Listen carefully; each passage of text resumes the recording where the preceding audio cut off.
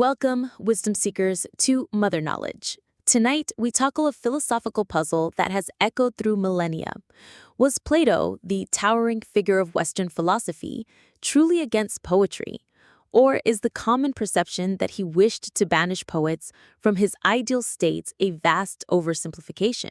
It's a fascinating question because on the surface it seems so clear. Plato and his most famous work, The Republic, appears to advocate for the expulsion of poets from his perfectly ordered city. But if we dig a little deeper, we find a far more complex, even contradictory relationship. Exactly. Plato himself was a master literary artist. His dialogues are filled with vivid characters, dramatic tension, and beautiful, almost poetic prose. So how could such a writer be against poetry? This paradox is what we'll unravel today. So, where does poetry fit into this hierarchy of reality? Plato argued that poetry, along with other mimetic arts like painting, is merely an imitation of the physical world. It copies appearances which are themselves copies of the forms. So a poem describing a beautiful flower is an imitation of an imitation, twice removed from ultimate truth. The famous 3 times removed from reality argument. So a poet isn't giving us truth, they're giving us a reflection of a reflection. Exactly. And Plato worried that this kind of imitation could lead people away from seeking genuine knowledge and truth. They might mistake the captivating imitation for reality itself. But his concerns went deeper than just epistemological truth, didn't they? He was also deeply worried about poetry's moral and psychological effects. This is perhaps his strongest argument, especially in the Republic. Plato believed that poetry appeals primarily to the irrational, emotional parts of the soul, what he called the appetitive and spirited parts, rather than to reason. Poets stir up passions like pity, fear, anger, and grief. Like a tragic play making you weep uncontrollably, or an epic poem filling you with vengeful rage. Precisely. And for Plato, a well-ordered soul, like a well-ordered state, must be governed by reason. If poetry continually feeds and strengthens the irrational parts, it weakens the soul's ability to be guided by reason, making individuals less virtuous and the state less stable. He saw it as corrupting the character. And his content of some poetry was also a major concern. He famously critiques Homer, the revered Greek poet.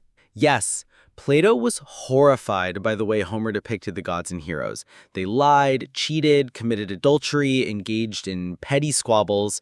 If the foundational texts of a culture portray its deities and exemplars in such morally questionable ways, how can the youth learn virtue? He believed such narratives corrupted the impressionable minds of citizens, especially children. So his critique wasn't simply an aesthetic preference. It was a deeply moral and political one. Poetry, for Plato, had a direct impact on the character of the individual and, by extension, the health of the entire state. All of this leads to the common conclusion that Plato hated poetry. But this is where the nuance truly comes in. If he hated it so much, why did he write with such a literary flair? Why did he use myths and allegories himself? Excellent point. Plato's own dialogues are masterworks of dramatic art. He uses metaphors, vivid imagery, and engaging narratives, elements we associate with poetry. Think of the myth of the cave, or the myth of or the charioteer analogy for the soul. These are profoundly poetic narratives. Exactly. This suggests he wasn't against all poetry or all forms of artistic expression. What he was against was uncontrolled, morally irresponsible, and epistemically misleading poetry. He saw its immense power, its ability to move hearts, inspire minds, and shape character. And precisely because it was so powerful, he believed it needed to be severely regulated in his ideal state. So it's not hatred, but a deep respect for its influence, coupled with a profound fear of its misuse. He saw it as a potent tool that, if left unchecked, could easily undermine the rational, just, and virtuous society he envisioned. He explicitly states that there is a place for poetry in his ideal city. Hymns to the gods, and praises of good men. These are forms of poetry that reinforce virtue, truth, and piety, those things that align with reason and the forms. So in a way, Plato was trying to harness the power of poetry, to sublimate it, to make it serve philosophical and moral ends, rather than simply letting it run wild and potentially corrupt the soul. That's a great way to put it. He wasn't dismissing its beauty or its capacity to move. He was just saying that its primary function in a truly good society should be to lead the soul upwards towards truth and virtue, not downwards into uncontrolled emotion or false appearances. He reminds me of his idea that poets operate by divine inspiration or divine madness rather than by true knowledge. They don't understand what they're saying in a rational sense. Yes, he saw them as divinely inspired conduits, not as possessors of intellectual wisdom.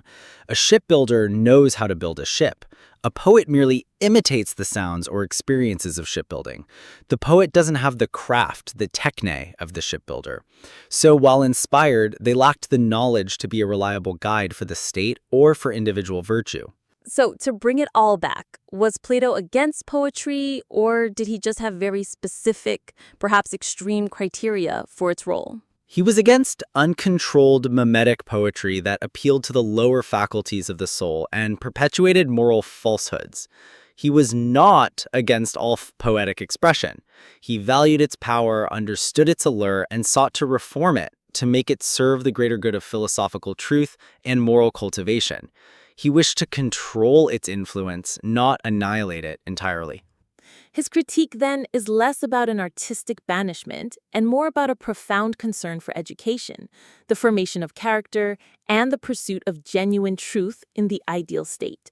A nuanced and complex relationship indeed. Absolutely. It forces us to consider the immense power of art and storytelling in shaping our beliefs and values, a question that remains profoundly relevant today. A truly enlightening discussion. Thank you for helping us clarify this enduring philosophical misconception. My pleasure. It's a testament to Plato's enduring relevance. And thank you, our cherished listeners, for joining us on this exploration of ancient wisdom.